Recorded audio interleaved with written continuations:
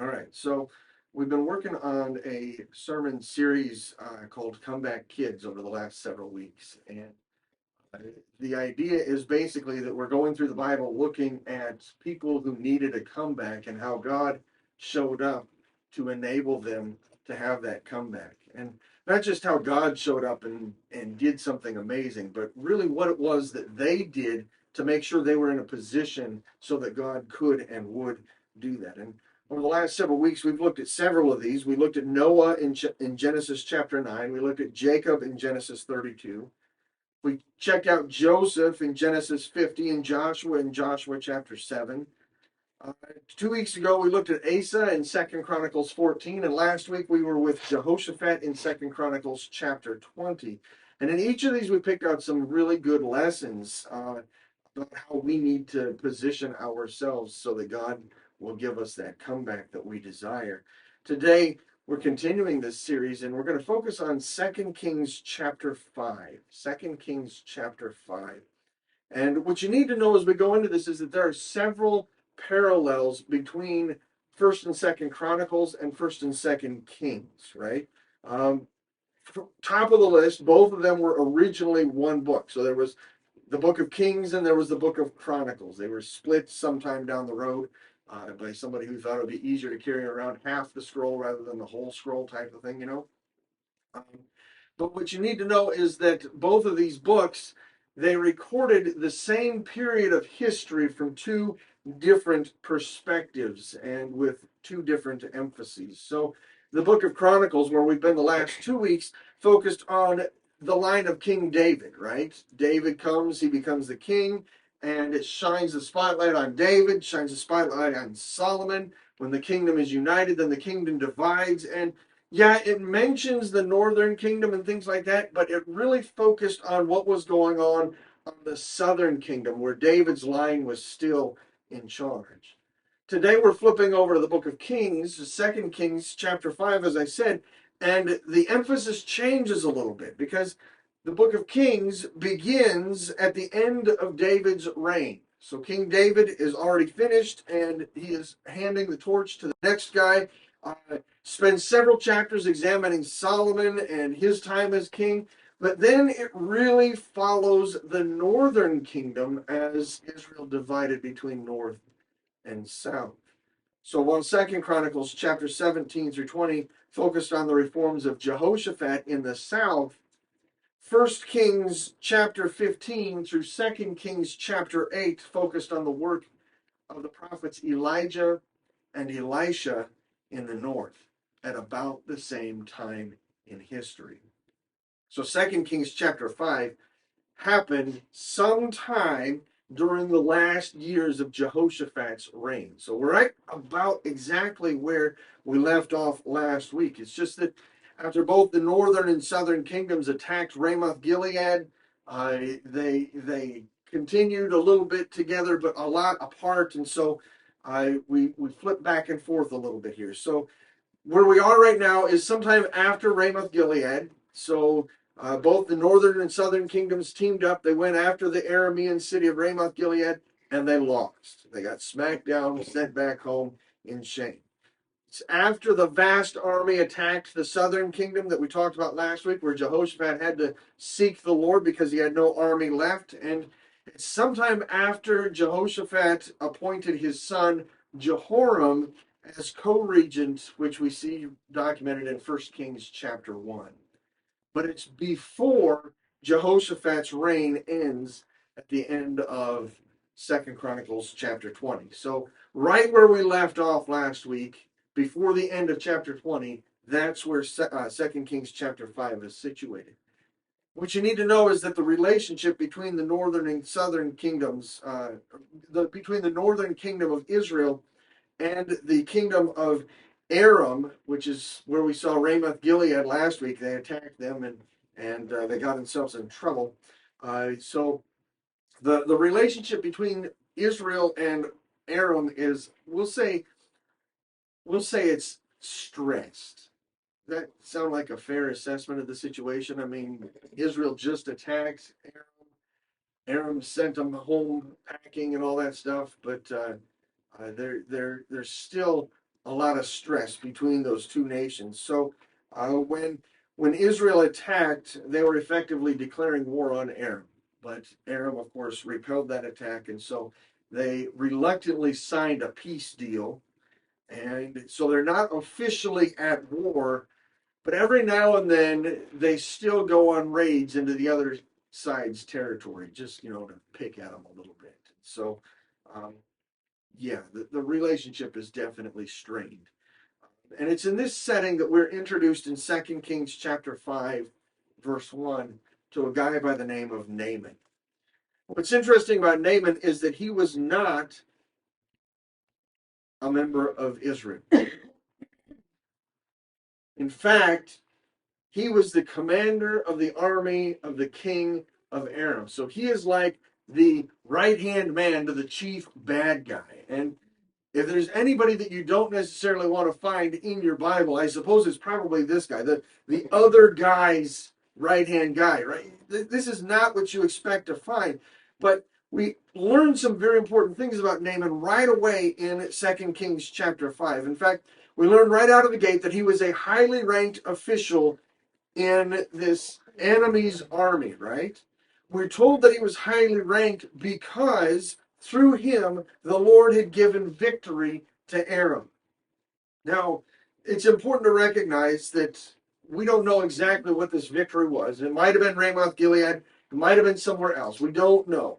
And it's also important to recognize that Naaman is not an Israelite. So he is not really acknowledging that God did this. It's just that we, on the other side of the coin, recognize that God had done this to position him exactly where he needed to be. Indeed, his success as a military leader earned him the king's respect. And so when Naaman came down with a skin disease, the king was going to do whatever he possibly could to help his right-hand guy, right? So we can assume that when word came down, Naaman has a skin disease.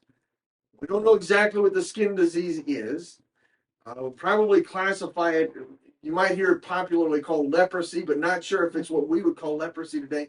They would lump all skin diseases under that. So it might have been athlete's foot. It might have, who knows what it was. We don't know. But when he comes down with it, this is a major problem because they're afraid it's contagious, and so they don't want anything to do with this guy, right?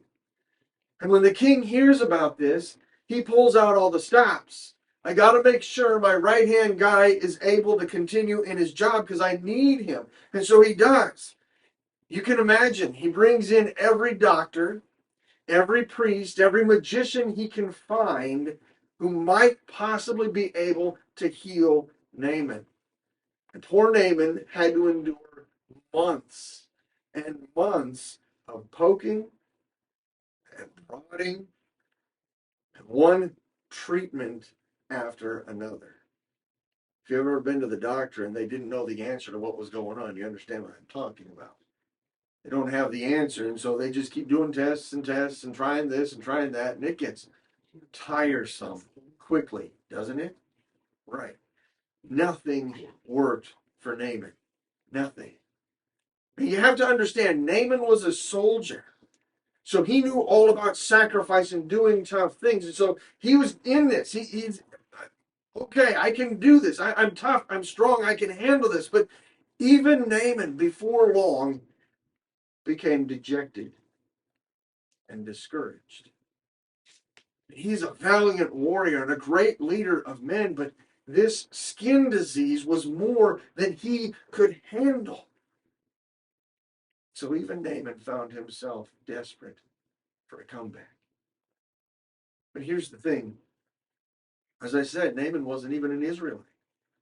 He's not a man of God in any way, shape, or form. How could he possibly hope to have a comeback? How could he possibly hope to be God's next comeback story? The answer we're going to find ultimately was obedience. So if you don't take anything else from today's message, I want you to write that down. Obedience, right? That's really what this is. Obedience. Naaman needed to obey God. But so that we're absolutely clear on exactly what that meant, we need to consider three aspects of Naaman's obedience that come through from this second chapter, or this fifth chapter of 2 Kings. The first of them shows up right away in verses 2 through 6. Again, he's gone to every doctor, every priest, every magician they could find. He's done all of the treatments, and after doing all of them, Naaman had nowhere else to turn. And he still got this disease. How would you feel in that moment? Hopeless? Discouraged? Desperate? Maybe resigned to the fact that there's nothing else I can do. I'm at the end here. I imagine Naaman is going through all of these things, but then in verses 2 and 3, a young Israelite girl who was captured during one of those raids across the border. You know, the Aramean army goes over, they grab a few people, they grab a bunch of stuff, they bring them back to their side. And so now this Israelite girl is a slave who just happens to be serving Naaman's wife. She overhears what's going on. She knows that her master has been going through all of these treatments. She knows how discouraged he is. And even this Israelite girl says, if only my master were with the prophet who is in Samaria, he would cure my master of his skin disease. Now, the prophet she was speaking of was the famous Elisha, right? In 1 Kings chapter 19, Elisha left his large farming operation to become the apprentice of the great prophet Elijah. Elisha followed Elijah faithfully until Elijah was taken up in a whirlwind into heaven. He's one of two people in the Bible that never died. He just suddenly gets taken off to heaven in 2 Kings chapter 2. And since 2 Kings chapter 2, so we're in 2 Kings 5 now, so it's been 2 chapters basically, right? So in those 2 chapters, Elisha has stepped into this role of prophet with a serious fervency. Through him, God has already healed the water source in Jericho, provided for the widow of a dead prophet, and enabled a Shunammite woman to have a baby. And when that baby died, God enabled Elisha to bring him back to life. He made some poison stew edible, and God even allowed Elisha to multiply 20 loaves of bread to be enough food to feed 100 hungry harvest workers. I like the alliteration there. 100 hungry harvest workers. Love that. Right. That's right. I worked hard on that this week. So.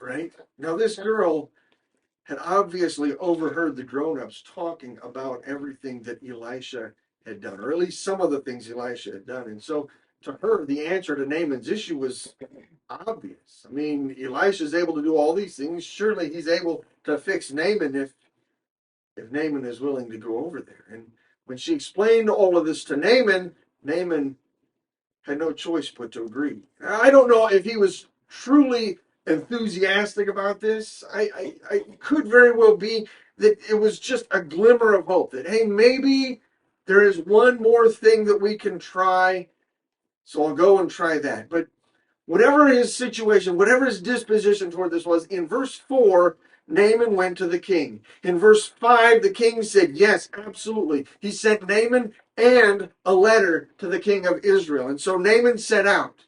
He took with him 750 pounds of silver, 150 pounds of gold. And let's just be honest, not only is that a huge load, but it's a lot of money, right?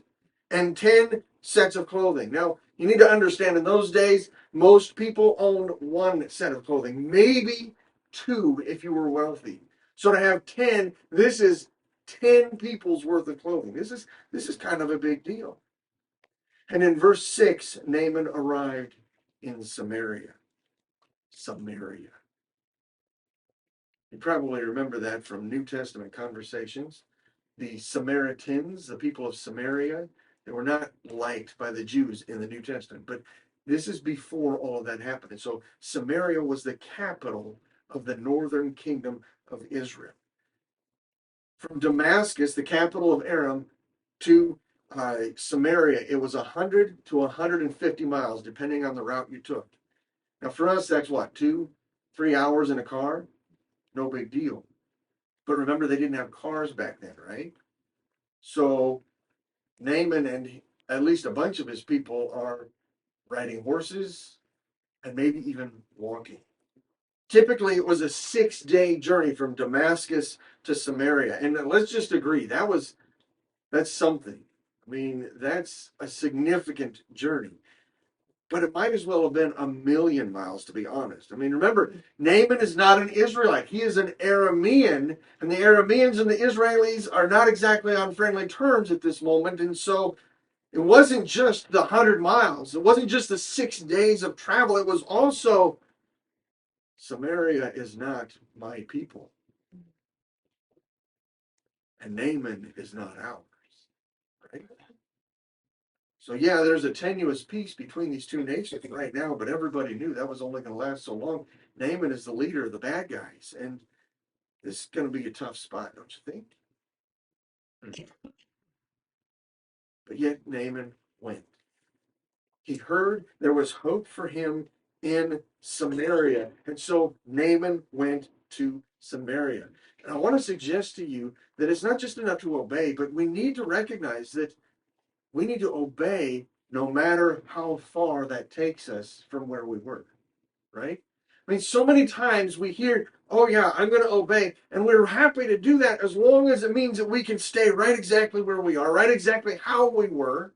We don't have to move too terribly, maybe one step or two steps or something like that. But 100 miles, 6 days journey across a political, military, religious boundary, Naaman was called to go an awful long way.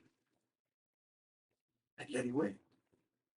And I want to submit to you that we need to have the same attitude, that when God calls us, we obey, no matter how far that takes us from where we were. A second aspect of Naaman's obedience shows up in verses 6 through 14. In verse 6, when he arrived in Samaria, Naaman went straight to the king. This was how things are supposed to work. Naaman is a high-level official in the Aramean government, and so he goes straight to the top of the government of Israel, right? So he pulls up his entire motorcade with all the horses and carriages and chariots and such right outside the palace gate. And I imagine that if they hadn't been flying their white flag or whatever it was that they flew at that moment, it would have been a real brouhaha, don't you think?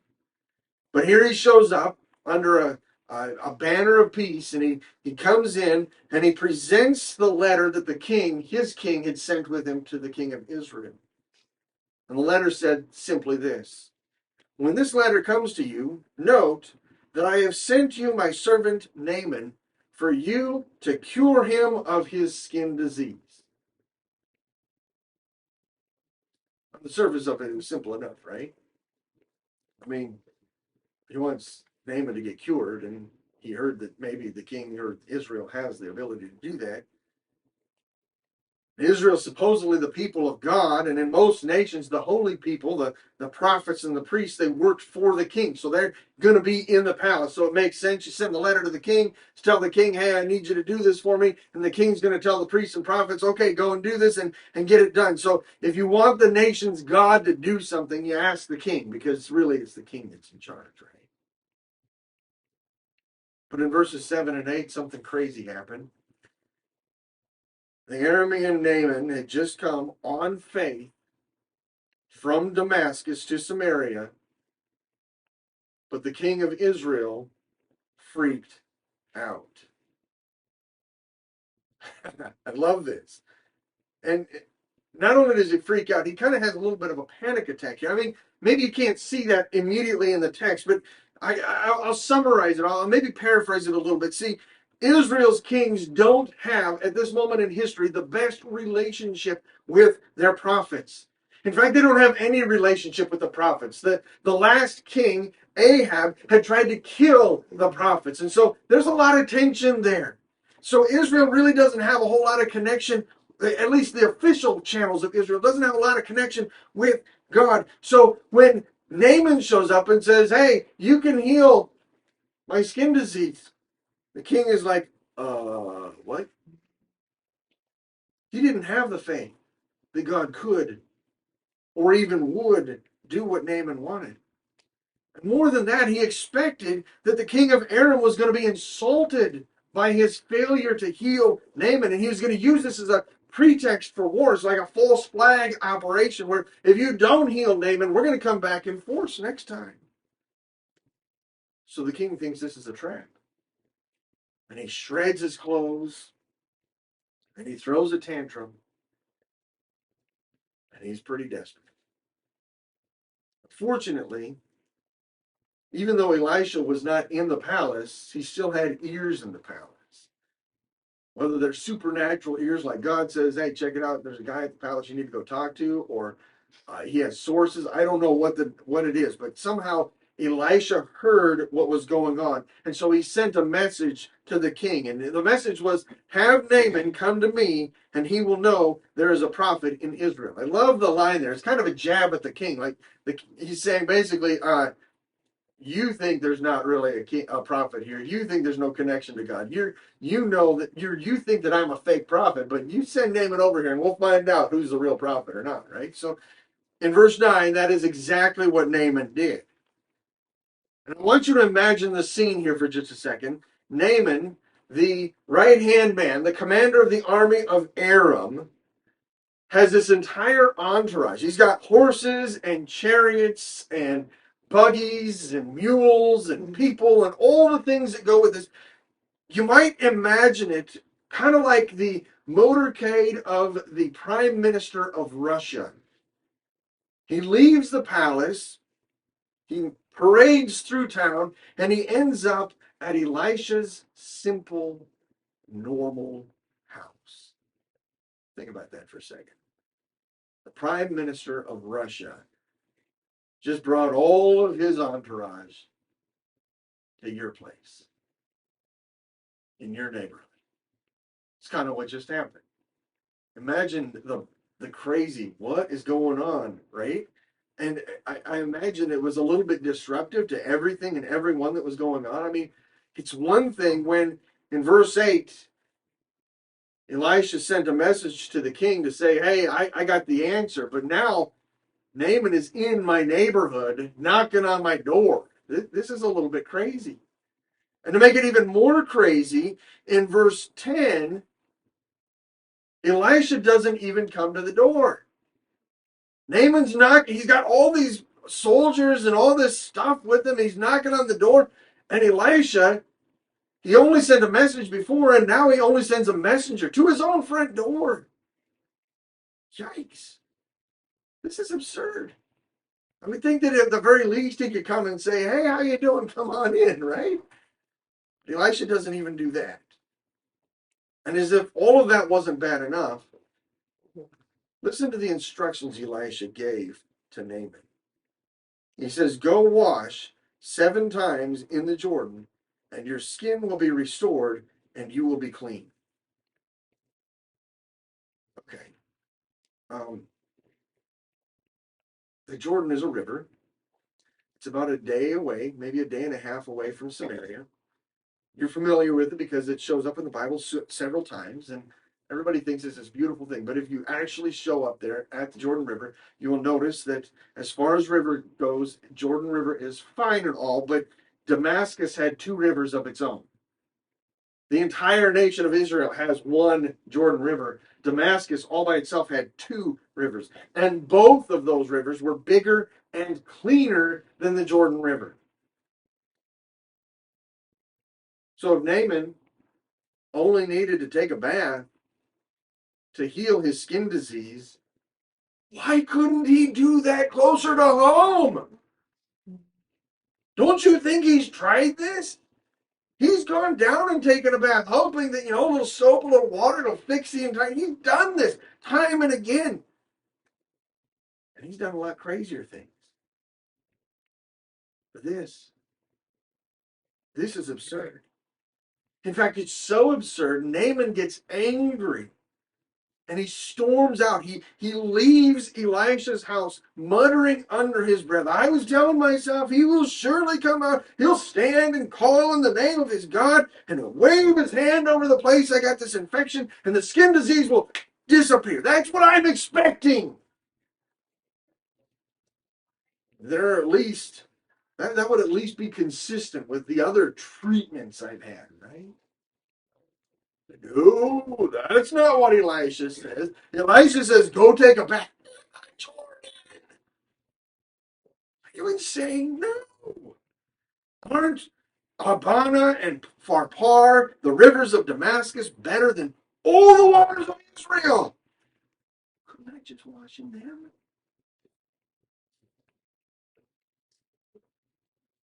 In his complaint, we begin to realize exactly why Elisha's instructions were so absurd. And what we need to recognize is that it wasn't because they were too hard. There's nothing hard about going down to the Jordan River, taking a dip. Not even 7 times taking a dip in the Jordan. There's nothing hard about that. I mean, unless you're a preteen boy, taking a bath is no big deal, right? Preteen boys have a hard time with that. Anybody struggle with that with your kids? You know, take a bath? No, don't want to do that. I won't say it was us. We have a teenage boy now. It also wasn't that expensive. I mean, it cost nothing for Naaman to go down to the river and take a dip. There's no cost involved with that. And remember, he's willing to pay 750 pounds of silver and 150 pounds of gold. He's got that right now in his chariot. Well, I don't know. How do you haul around 750 pounds of silver? It wasn't that they were too anything. That's not the issue. The issue was they were not what Naaman expected. You hear me? The problem was not that God's command that Elisha wanted him to do too much of anything. It's not what Naaman expected. Then again, nothing about this trip was what Naaman expected. Nothing. But you know, quite often that's the case, isn't it? God asks us to do something that we don't expect. He sends us to places we didn't expect to go, and he calls us to do things we didn't expect to do. Sometimes those things are harder, other times they're easier. And whatever it is, and sometimes they're even so easy that we have a hard time swallowing them just for that reason. I think that's kind of what's going on here. Naaman's like, I am the leader of the army of Aram. I have all this money in my trailer. I have all of these people under my command. I am a strong, valiant man. I can do all sorts of crazy stuff. Why am I only supposed to dip? It's too easy. Indeed. Consider the Pharisees. They're another example of the exact same thing, right? They expected to do this whole long list of laws, 613 laws that they identified in the Old Testament. Had to check every last one of them off if you want to get into heaven, right? Turns out Jesus says you only need to love God and love people. You do those 2 things, that's all you got to do. It makes it a whole lot simpler. But the Pharisees rejected Jesus because it wasn't what they expected. And it's the same reason Naaman walked away as well from Elisha. That's why so many of us will never see our comeback. If we want God to turn us into his next comeback story, then we must obey no matter how unexpected his command is. Now, fortunately, Naaman's story did not end with him walking away. I mean, at this moment in the passage, you're thinking to yourself, oh boy, why did they even include this? And Naaman comes and walks away, he's just mad and nothing's going to happen. But that's not the end of his story. And we have to look at verses 13 through 19 to see the end of it and get the third aspect of Naaman's obedience. See, in verses 13 and 14, after Naaman stormed away from Elisha's house, his servants approached him.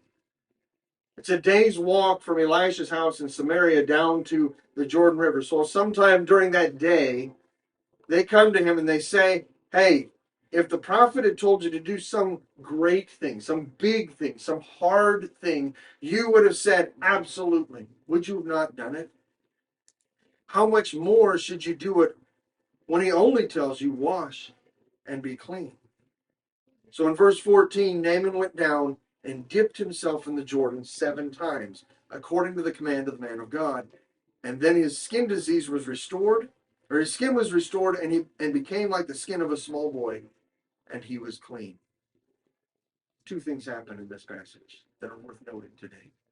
Number 1, Naaman's servants basically said, hey, you were ready to give the 750 pounds of silver, the 150 pounds of gold, the 10 changes of, you're ready to do anything that you have to do. Why in the world wouldn't you try a bath? I mean, is there something really that wrong with bathing? I don't know. What do you got to lose, man? That's essentially what they're saying. What do you have to lose? It doesn't cost you anything. Just get in the water, man. So the second thing that happens is basically Naaman reluctantly agrees. Okay, yeah, I guess I'll give it a try. Fine. In this moment, I imagine Naaman is probably still muttering under his breath. You ever done that? Okay, yeah, I'll do it, but I'm not going to be happy about it. No. Why am I getting in the Jordan River? Jordan River's stupid. It's small. It's dirty. It's nasty. Why? But somewhere along the line, he decided, whatever, fine. I guess I'm going to do this. So he does it. Took a deep breath, went under. He stood up, took another breath, and did it again. 2, 3, 4, 5, 6 times he does it. What I don't know in this moment is, did he look himself over after each time he comes back up? First time he comes up and looks, and does he see? Yeah, it's 16%. That's 1/6, right? In percentages, it's 16% better than it was. Does he say that? After the second time, does he look and say, yeah, it's a third smaller than it was? After the third time, yeah, it's halfway better. Is that what he does? I don't know. Is there absolutely no change at all? First time, the second time, the third time. I don't know. I wish I did. Because then maybe I'd be able to explain that, yeah, he's got this amazing faith, or maybe it was easy to see that his faith is getting encouraged and that kind of stuff. But I don't know. So I have to ask myself, was he ready to give up after the 4th dip? Or the 5th dip? After the 6th dip, did he get up and say, this is dumb? Why am I doing this? And what would have happened if he walked away after only 6? I imagine his servants are lined up on the shore, right? And after the 6th dip, Naaman says, this is stupid. I'm out. I'm not doing this anymore. And he starts toward the shore, and the servants are like, no, do it. So he does it one more time. Here's what I do know. After 6 dunks, Naaman was not yet completely healed. But after the seventh, his skin was restored. Completely. 100% better. Not just as good as it was either. Did you notice how it was described? His skin is now like that of a young boy. We're talking smooth as a baby's bottom. Literally. That's what we're looking at, right? He went from diseased, nasty, gnarly skin to beautiful, clear, smooth, and soft. Naaman had to obey completely in order to claim the comeback that God had for him. And I want to submit to you, my friends, that we must do the same. Obey completely. But what we need to see here is that it was not just about checking things off. Yeah, I went down once. Yeah, I went down twice. Yeah, I went down. No. That's not it. If that's all we're doing, then it's basically the heart of a Pharisee, right? And the Pharisees, they were rejected for a reason. The real heart of the matter is found in verses 15 chapter 19, where as soon as he was healed, Naaman and his entire company turned around and went back to Elisha. This is a day's journey, right? So they've already gone a day this way. Now they're going to go a day back that way. And then they're going to have to go a day back this way again so they get home. So he's at least wasting 3 days of travel. But they did it. And when he gets there, Naaman says to Elisha, I know there is no God in the entire world except in Israel. Therefore, please accept a gift from your servant. Now, his intention was to give Elisha the silver, gold, and clothing he had brought along, right? And this would have made Elisha instantaneously a very wealthy person. Do the math with me real quick. 750 pounds of silver. Anybody know how much silver is worth today? It's a lot. But you know what's worth even more? Gold. Let's do some math on that. The last I looked, which is last week, gold was valued at over $4,000 per ounce. He has 150 pounds of gold. 16 ounces in a pound, $4,000 times 16 times 150. That's a lot of stinking money. I mean, I'm not good at math, but that is a lot of stinking money, right? This would have made Elisha wealthy. Elisha, however, says no.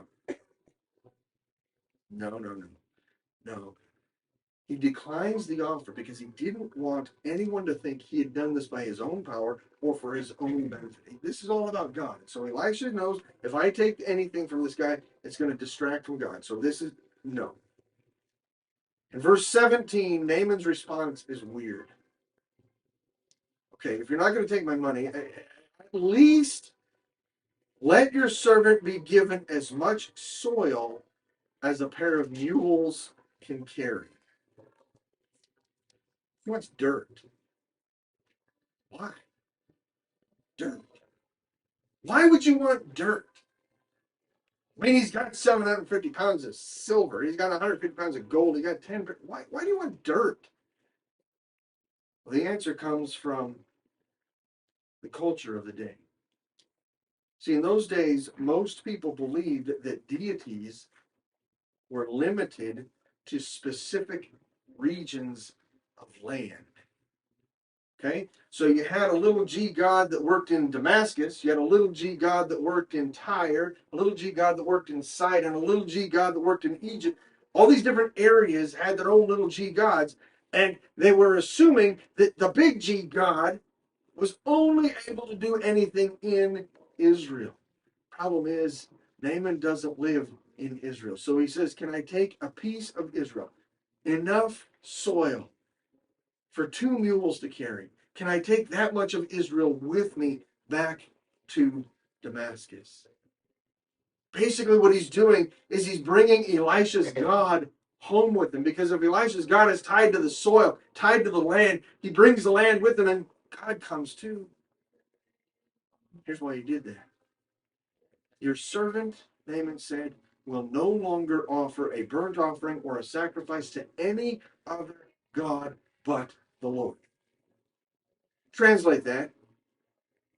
The Aramean general, Naaman, was going to serve God and only God from that point forward. There is a hitch in the plan here.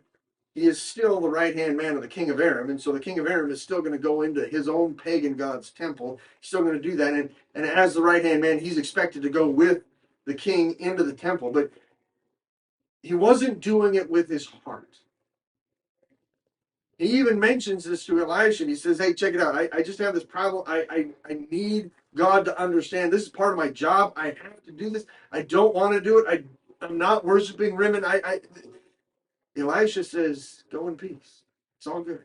God understands because God looks at your heart.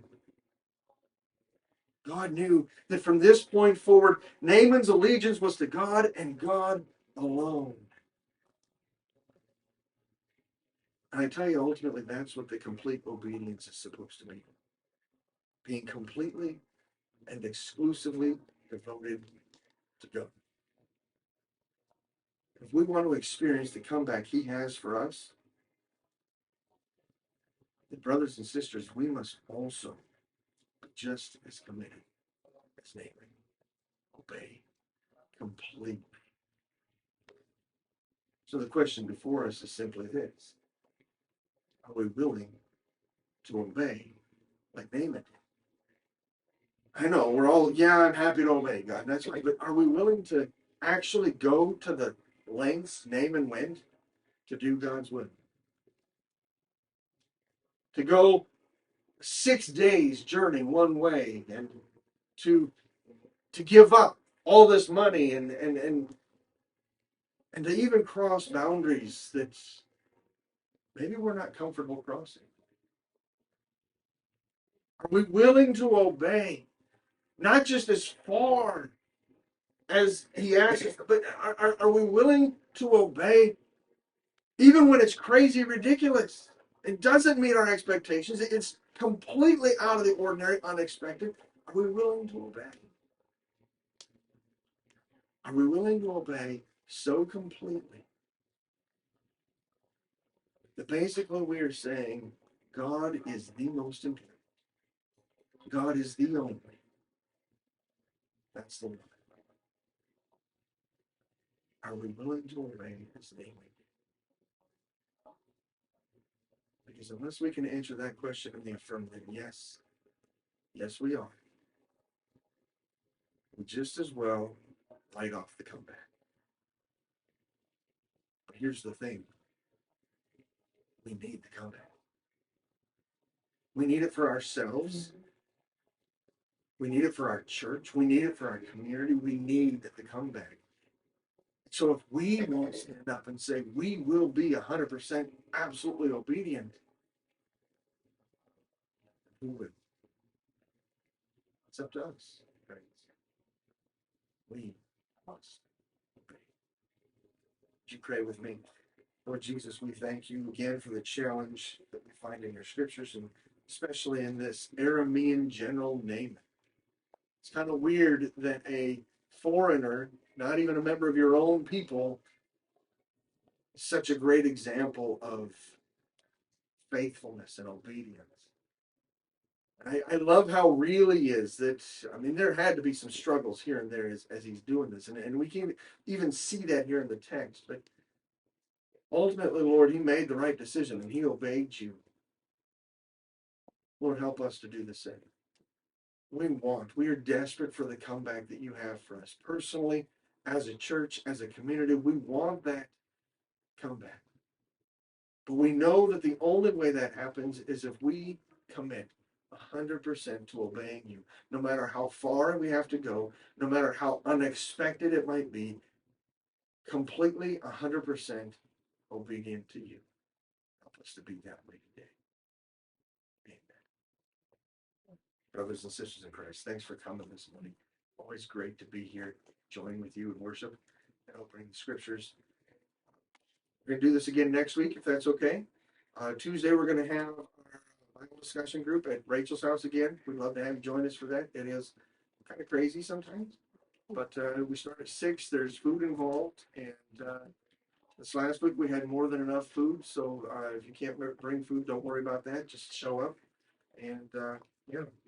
Till next time, be blessed, be a blessing. Thanks for coming.